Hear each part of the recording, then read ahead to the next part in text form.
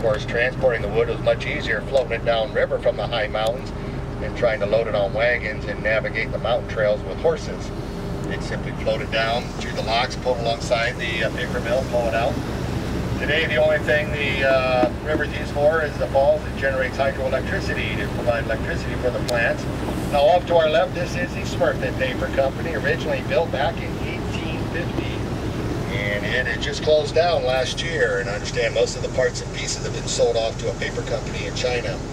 To our right is the Westlit Paper Company, and here they specialize in a high-grade glossy paper like you'll see on our brochures or on a magazine cover.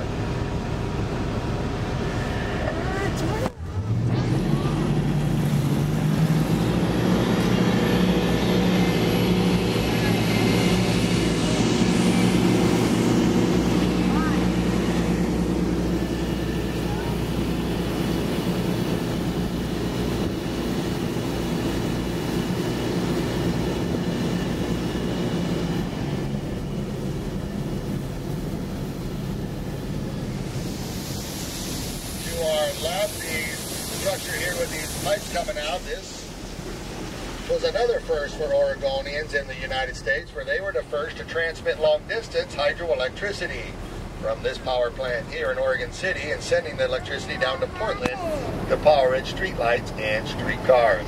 As you can see, this power plant is no longer in operation, though power still is produced out of the falls in a power plant up off to our right. This one, like I say, you can imagine, you see the old movies of the Oregon Trail with covered wagons and dust and dry food and no water, and get here to Portland, it was like a major metropolis. Electricity and commerce and high society parties and fur trading and boats coming in and out from around the world. This was a major hub. Straight ahead of us, this is Willamette Falls. Occasionally somebody will ask me what these falls look like during the peak of that 96 flood.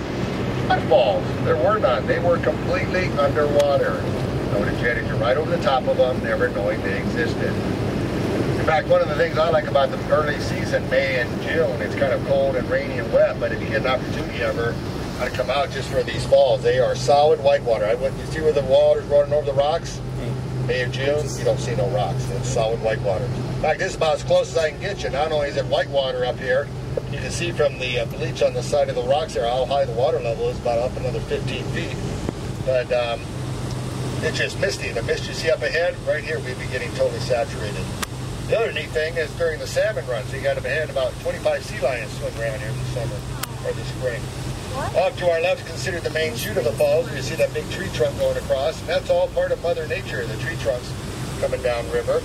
Now, as you look across the top of the falls, not only does it look like a straight line, you may or may not know there's no such thing as a straight line in Mother Nature. That was actually, well, they got two things going on. The lower section there, that straight line, there was a semi-dam put in there when they put in the locks. And the reason they did that is they wanted to maintain the water level above the falls to a minimal depth of 15 feet. They wanted to make sure those paddle wheelers can navigate the river year-round. Prior to that being put in, certain years of light snowmelt or light rain, the paddle wheelers could navigate upriver.